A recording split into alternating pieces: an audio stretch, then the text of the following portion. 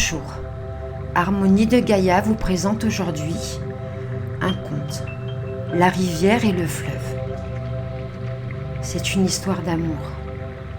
Il était une fois une source très sage qui, depuis des années, avait creusé son lit, entre des bas-côtés où les mêmes visages venaient s'y refléter, maussade ou jolie.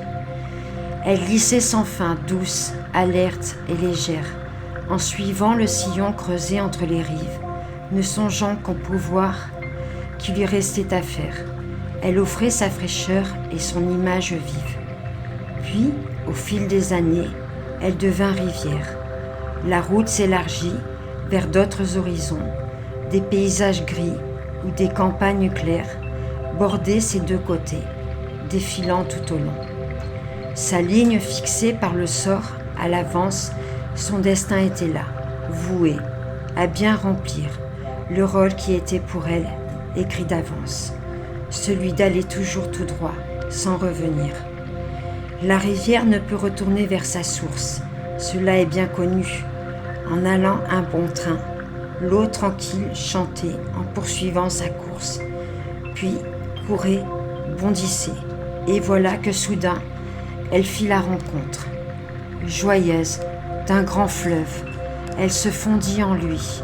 Alors, éperdument, se mêlant à ses eaux, elle eut une vie neuve, des espaces plus verts, plus larges.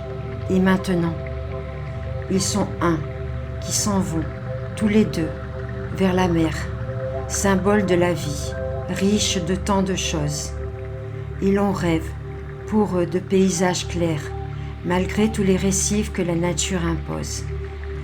Les fleuves ont leur destin, comme tout en ce monde. Iront-ils jusqu'au bout de leurs grands rêves, ailés?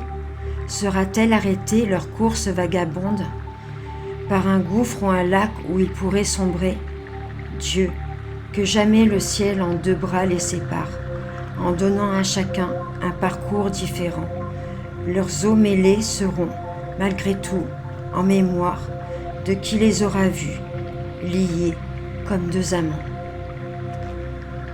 J'espère que ce conte vous a plu et je vous souhaite une très belle journée. À très bientôt.